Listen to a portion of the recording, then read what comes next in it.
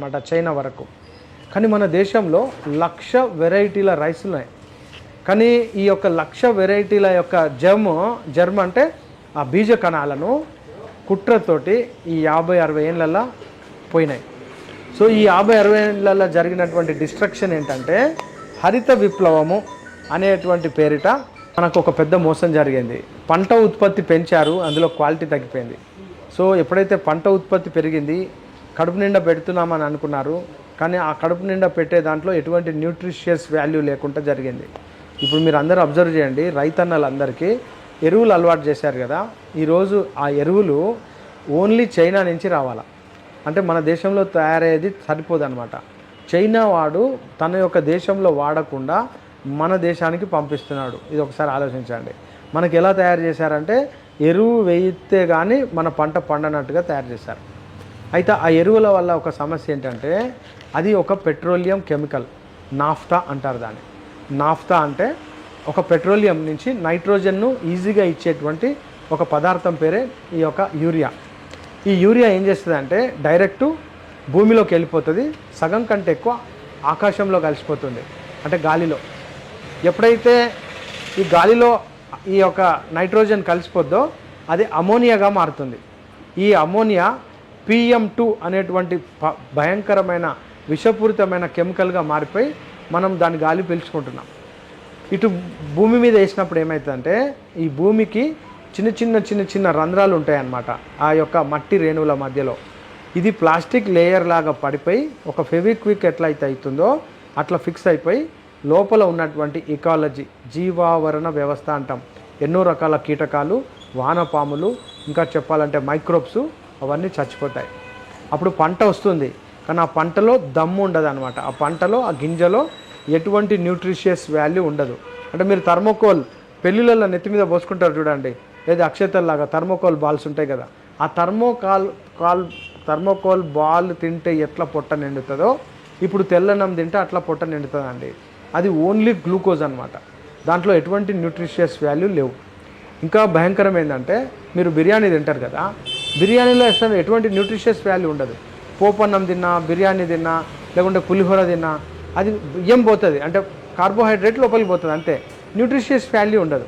అందుకే భారతదేశంలో 90% పైగా పిల్లలందరికీ న్యూట్రిషియస్ డెఫిషియన్సీ ఉంది.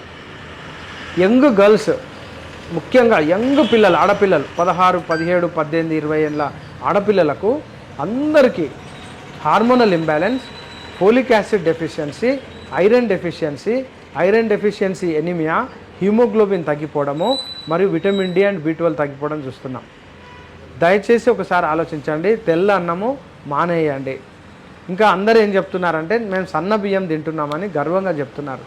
లేదండి, సన్న బియ్యము చాలా డేంజర్. ఎందుకు డేంజర్ అంటే అది తినగానే కొద్దిసేపట్లోనే జీర్ణం అయిపోతుంది, గ్లూకోజ్గా మారుతుంది. సో మిగతా ఇది మనకు కావాల్సిన ఫ్యాట్ కాంటెంట్ కానీ ప్రోటీన్ కాంటెంట్ కానీ ఇవ్వట్లేదు. అయితే మన దేశంలో ఉన్న బియ్యము ఇవి ఇండియన్ జర్మ్స్ అంటారు, అంటే జర్మ్ అంటే బీజ కణాలు. ఇందులో అత్యంత న్యూట్రిషియస్ వాల్యూస్ ఉంటాయి. ఇందులో మీరు అందరూ చూడొచ్చు ఎన్నో రకాలైనటువంటి పేర్లు, వివిధ ప్రాంతాలకు సంబంధించినటువంటి ఆ ఏరియాలో ఉన్నటువంటి హ్యాబిటాట్ అంటారు, ఆ ఏరియా ప్రజలకు బాగా ఉపయుక్తమైనటువంటి ఆ గింజలు అనమాట.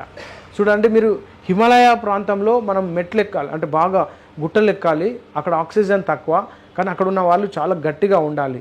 అట్లాంటి బియ్యం అక్కడ వాళ్ళకు భగవంతుడు ఇచ్చాడు. ఇక్కడ గుజరాత్ ఏరియాలో ఉండేటువంటి ఏరియా వాళ్ళకు అక్కడ ఒక రకమైన ఆహారం ఉంటుంది. రాజస్థాన్లో ఉన్నటువంటి సజ్జలు కావచ్చు, జొన్నలు కావచ్చు, గోధుమలు కానీ అది ఒక రకంగా ఉంటాయి.